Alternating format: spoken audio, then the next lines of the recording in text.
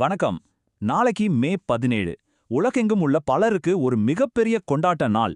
ஆமாங்க, ஆண்டவரின் விண்ணேற்ற பெருவிழா.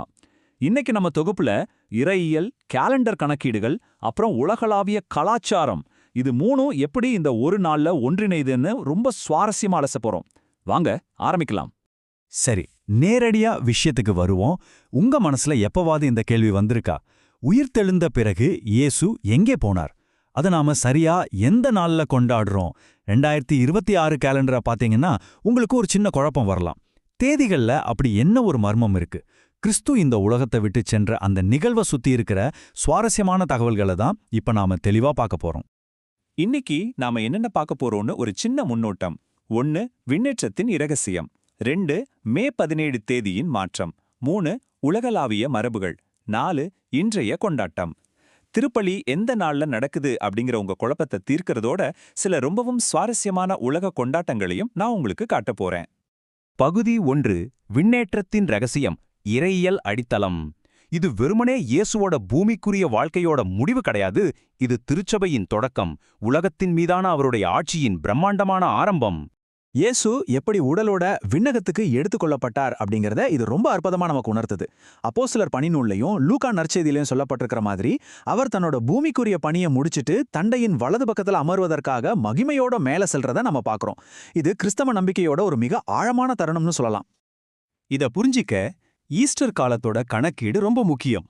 அதாவது ஈஸ்டர் ஞாயிறு, இயேசுவின் உயிர்ப்புக்குப் பிறகு சரியா 40 நாட்கள் அவர் தன் சீடர்களோடு தங்கி தான் உசுரோடு இருக்கிறத பல ஆதாரங்கள் மூலமா நிரூபிக்கிறார்.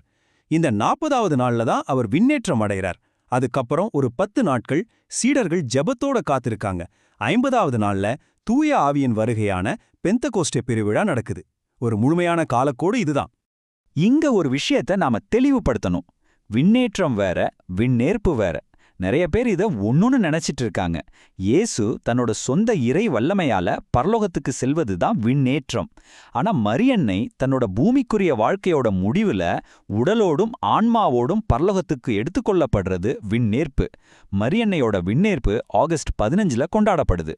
2 நிகழ்வுக்கும் இலக்கு ஒண்ணுதான். ஆனா நபர்களும் பயன்படுத்தப்பட்ட வல்லமையும் முற்றிலும் வேற அப்படிங்கிறத நாம மறக்கக்கூடாது.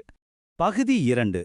மே 17 தேதியின் மாற்றம், தேதியின் முரண்பாட்டை தீர்த்தல். சரி, இறையியல்ல இருந்து கொஞ்சம் நம்ம அன்றாட நடைமுறைக்கு வருவோம். திருச்சபை நம்ம நவீன கால அட்டவணைக்கு ஏத்த மாதிரி எப்படி ஒரு நிர்வாக மாற்றத்தை செஞ்சிருக்காங்கன்னு இப்ப பார்க்க போறோம். உங்களுக்கு ஒரு ஆஹா மொமெண்ட் வேணுமா? இதை கேளுங்க. வரலாற்று ரீதியா பார்த்தா ஈஸ்டருக்கு பின்னைய 40வது நாளான வியாழக்கிழமை தான் விண்ணேற்றம் கொண்டாடப்படணும். 2026ல அது மே 14 வருது. மெக்சிகோ, இத்தாலி, அப்புறம் அமெரிக்காவோட சில மாகாணங்கள்ல அன்னைக்கு தான் கொண்டாடுறாங்க. ஆனா மக்கள் சுலபமா கலந்துக்கணும் அப்படிங்கிறதுக்காக அமெரிக்காவோட பெரும்பகுதி, ஸ்பெயின், அர்ஜென்டினான்னு பல நாடுகள்ல இதை அடுத்த ஞாயிற்றுக்கிழமையான மே 17க்கு மாத்திட்டாங்க. இது மட்டும் இல்லாம கொலம்பியாவில் அவங்களோட உள்ளூர் எமிலியானி சட்டத்தின்படி இது மே 18 திங்கட்கிழமைக்கு மாற்றப்பட்டிருக்கு. எப்படிப்பட்ட ஒரு நிர்வாக தழுவல் பாத்தீங்களா? இது மட்டும் இல்ல, இந்த நாளோட தன்மையே ஒவ்வொரு நாட்டுக்கும் மாறுபடுது. ஜெர்மனி, பிரான்ஸ் மாதிரி நாடுகள்ல இது ஒரு தேசிய பொது விடுமுறை. அங்க வேலை செய்யறவங்க வெள்ளிக்கிழமையும் சேர்த்து 4 நாட்கள் ஒரு பெரிய லாங் வீக்கெண்ட் எடுத்துக்கிறாங்க. ஆனா அமெரிக்கா, மெக்சிகோல இது ஒரு கடமை திருநாள் அல்லது ஹோலிடே ஆஃப் ஆப்ளிகேஷன். அதாவது அன்னைக்கு கண்டிப்பா திருப்பலியில கலந்து கொண்டே ஆகணும். பகுதி 3. உலகளாவிய மரபுகள், சந்தைகள், தந்தையர் மற்றும் பறக்கும் பறவைகள். இப்ப நாம கொஞ்சம் ஜூம் அவுட் பண்ணி உலக எங்கிலும் மக்கள் இந்த நாளை எப்படி விமர்சையா கொண்டாடுறாங்கன்னு ஒரு சின்ன உலக பயணம் போக போறோம்.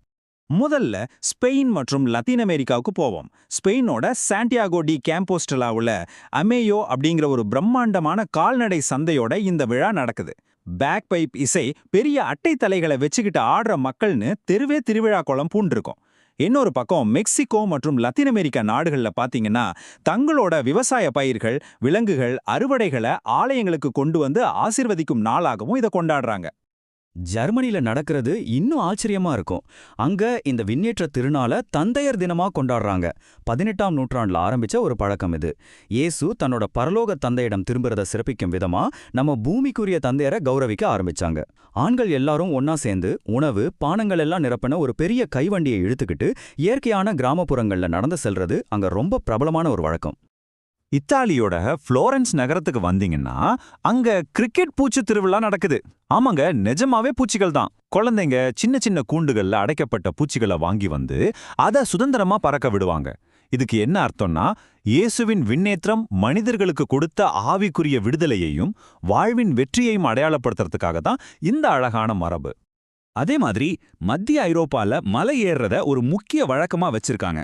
இயேசு ஒலிவ மலையிலிருந்து விண்ணுக்கு சென்றத உடல் ரீதியா உணர்றதுக்காக இப்படி செய்றாங்க. இதுல இன்னொரு சுவாரஸ்யம் என்னன்னா, இயேசு விண்ணுக்கு பறந்து சென்றார் அப்படிங்கறத அடையாளப்படுத்துற விதமா கோழி, காடை மாதிரியான பறவை இறைச்சிகளை சமைச்சு சாப்பிடுறதும் இவங்களோட ஒரு தனித்துவமான வழக்கம். பகுதி 4. இன்றைய கொண்டாட்டம். இறையியலை இல்லத்திற்கு கொண்டு வருதல். உலக பயணம் முடிஞ்சது, இப்ப நம்ம வீட்டுக்கே வருவோம். இந்த இறையியல் உண்மைகளை இந்த வார இறுதியில நாம எப்படி நம்ம குடும்பத்தோட இணைக்கலாம்னு பார்க்கலாம். இதோ நாம அன்றாட வாழ்க்கையில செய்யக்கூடிய சில எளிய விஷயங்கள். 1. மே 17 அன்னைக்கு மறக்காம திருப்பலியில கலந்துக்கோங்க. உங்க ஊர்ல திருப்பலி நேரத்தை ஈஸியா கண்டுபிடிக்க மொபைல் ஆப்ஸை பயன்படுத்தலாம். 2. குடும்பத்தோட ஒண்ணா உட்கார்ந்து ஒரு சிறப்பான பண்டிகை உணவை சாப்பிடுங்க.